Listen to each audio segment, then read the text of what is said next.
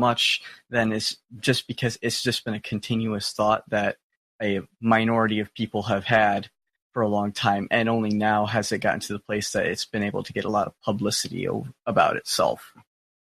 But in no way do I think that it's invalid for being just a fringe or anything like that. I do think that there is merit. I actually find Robert Price's arguments, for the most part, actually quite a bit more persuasive. But Cool. I think it's mostly just because it's had the ability to. It's now just has the publicity to rise. Okay. Did you want to follow up on that? G, you going to say something? Well, yeah. I was going to say, actually, I usually try to stay away from Robert Price's arguments, because I know that he does have some kind of kooky arguments, but then again, I mean, you feel like Carrier has some kooky arguments as well, so it's kind of a mixed bag. But I would also say that, yeah, it has occasionally reared its head in the past, and it's only become more and more part of the conversation now. But that's because, like Carrier did his own research into it, and he's an actual, PhD historian that has done, his work, and he's just as valid of a historian as anybody else to say these things. So it always grates on me, like it grates on BHS here, about how atheists like to use like the mythology of Christ or whatnot as like a punch towards it. I don't do that, obviously, but I feel that shit, I forgot where I was going with that. I'm sorry. It's okay. No problem. I hate it. It'll come to you. I do too. I've had that happen like 5 times tonight. The second episode that we did on this show, I forgot Steve's name. Seriously. I opened the show and I was like, I didn't. Did you get Katie tonight? I was like, Kyle Curtis here, and I'm joined by fuck. So it's part of the charm. But, all right. I mean, it really grates on me when people talk about like the historicity of Jesus as like some kind of fringe thing, as if to demean people that adhere to mythicism, and it's really not that. It's just that Jesus existing in history, at least the way that it's been imparted to me, is that Jesus existing in history is just immutable fact. But you see, that's the same thing that I was told about God growing up. So, I mean, I have to question that, and I just don't find the evidence for historical Christ convincing. And I think that with the scholarship that's starting to come out and the mythicist list, as far as like actual scholars continues to rise, I think that we'll see an eventual, mythicism become more and more of a mainstream idea. Because if you look back to when we were investigating like the Pentateuch and how that was written, now the mainstream consensus is that Abraham didn't exist, Noah didn't exist, like Judges is not historical at all, and all this other stuff. Mm-hmm. Like that being the consensus, and how that entire consensus changed, I think is kind of a look into the future for mythicism. To me, I look at it like this. I don't know, like, where honestly I come down on the issue, because I've heard, like, we've had Carrier here several times. We've had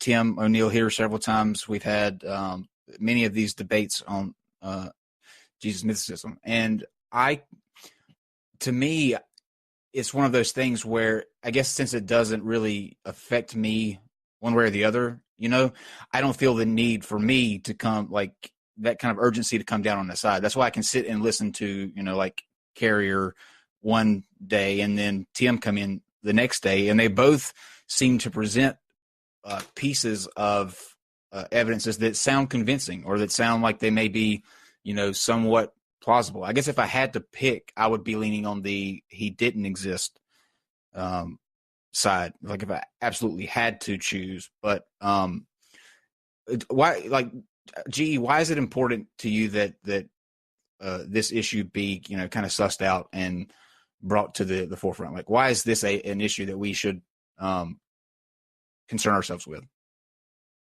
Well, interesting you asked that, Kyle, because I've actually done a video on that very topic. And I feel like it's important regardless of the outcome, because to me, like, knowing what is true, or at least having a good sense of what is true, is important to me, and not just blindly accepting like the consensus, knowing why the consensus is established and knowing the actual good evidence. Like, a lot of people compare me and other mythicists to like climate change deniers or creationists and whatnot. And I really hate that kind of derogatory rhetoric, because it's really not that. I mean, I'm actually looking at the sources and making informed decisions regardless of whether or not I'm wrong about it. Whereas creationists and climate change deniers actively deny like mathematical hard like evidence for it. Like with the rising global temperatures, you have to actively deny physical data in order to say, nope, global temperatures aren't rising, or, you know, climate change isn't affected by man. When looking at that data, you have to actively deny like the data in order to do it. I'm not actively denying anything. A lot to do with history is a lot of like, I guess you'd call, I guess, soft science. Like, there's nothing hardcore about it. Like, there's no hard evidence that can point you in either direction. There's only evidence that can strengthen a probability that something was historical or not historical. Mm-hmm. And I got tired of just accepting what people told me was true. I decided to look at the evidence instead of using the consensus. That's why I don't look at like the fact that like 93% or something like that of climate scientists agree that, you know, humans are affecting climate change, or human-made climate change is a thing. I don't look at that. I look at the evidence that they produce. And so that's what I'm doing here. Like, I have books by people that believe in the historical Christ, but you see, the problem is that most New Testament scholars are already Christians. And I know that there's a good number of them that aren't Christians, but I feel like their methodology is infected by a Christian lens. And so I really wanted to get to the bottom of it, and I just found the mythicist argument to be way more compelling. Mm-hmm. And I'll tell you, just because you brought up climate change, I don't know if you saw Steve and I's climate change episode, but we totally debunked that it's man-made climate change. It's CFCs. We were the forefront of that story, and so you don't have to fear anymore. It's CFCs, hairspray. Stop using hairspray, everyone. Use pomade. It's much better for the environment. Okay. Let's get to these super chats really quick so we can get these out and close out. All right, Milwaukee Atheist, $5. Thank you. I like both these guys and I'm very excited for this. Good luck to both of them. Justin James Human, quoting Ryland Papri is odd. P52 is idiosyncratic to the original text. The verses 18:32 to 38 don't match. It's contested compared with Nomnia Sarka. Say all that 3 times fast. Thank you, Justin. 0132132. Is it anti-Catholic to say that priests that do something horrible and their enablers are bad people and shouldn't be financially supported? I think we can all agree with that, right? Yeah. Okay. Zach Wilkerson, thank you for your super chat. You did not leave a message, so I will insert one here for you. Zach Wilkerson says, doubt is a virtue, Steve. Thank you, Zach, for that super chat. All right. Caitlin Chloe for $10. Hello, KC. For biblical history skeptical, you argue for Jesus having a blood brother, but even Catholics disagree with that. It seems like this is something basic Christians would agree on. What are your thoughts? So the doctrine, the reason Catholics don't think that is the doctrine of perpetual virginity. That doesn't actually pop up as a set thing in any of Christian sources until the late 2nd century or early 3rd century.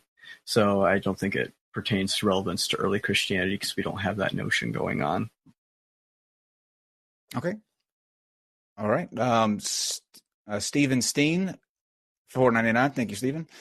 GE claims Paul didn't believe in a physical Jesus, but also made the argument Paul categorizes Christians as seeing the resurrected Christ.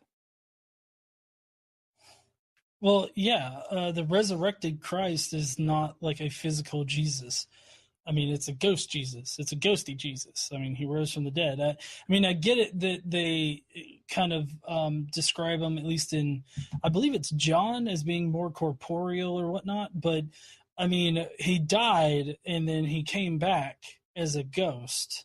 So, you know, I mean, these are, like, he cites visions, like, of the risen Christ. So, I mean, these are hallucinations. All right.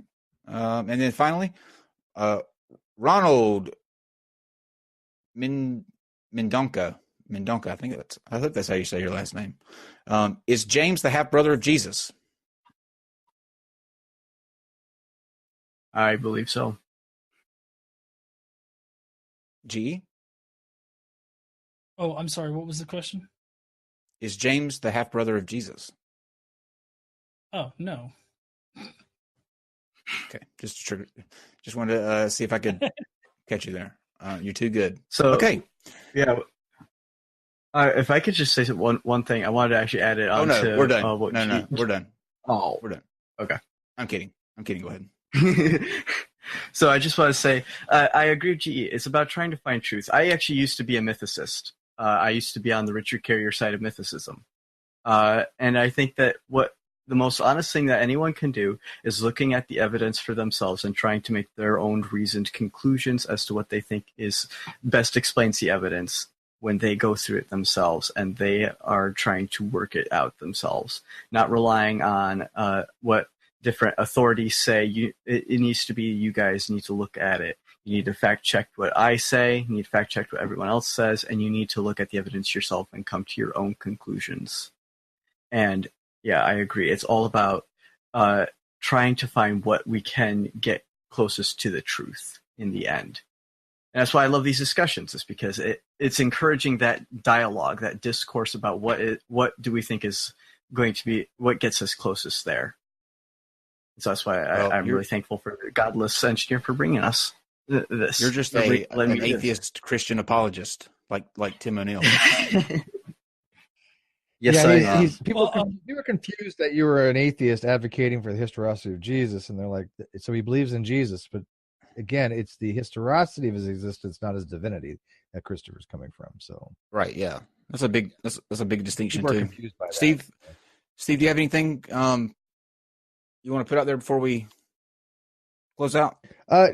Just tomorrow, don't forget, I'll be on the Atheist Community of Austin's Discord channel as a guest speaker at 2:00 Pacific to talk about atheism, agnosticism, and whatever else somebody else wants to talk about. Awesome. Guys, anything you guys want to plug that you got coming up? We want to chill out?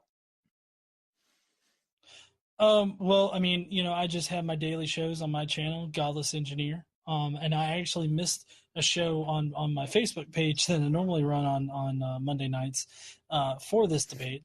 But but yeah, I just got my daily show. It posts every day, 8 a.m. And tomorrow is our Bible study, actually. So if you want to tune in for that, do that. And I believe you're going to be on with me on Thursday, right? When we talk to the yes, I am. Yeah, I'm going to be on ideology for the fucking torture house. Torture house. I talked to him today. He talked to me for like 45 minutes, and we kind of went through some of the things in the contract, and we're gonna touch on the points. It's a 50-page contract, but we're gonna kind of take out the highlights. I've been going through it, and it's intense. Like this is going to be a interesting talk, so make sure that you check it out and then make sure that we kind of motivate GE to change his mind and go through, because Russ said if somebody from the show wants to go in and feature it on the program, then he'll be happy to run them through Haunted House. This year, so far, the most anybody's ever made it through. Are you ready for this? Take a guess, guys. How long what's the record this year? 6 hours? No, this year. That is the record, like of one of the haunted houses, but like just this year. Hours. Nope. 15 minutes. 30 minutes. Closer.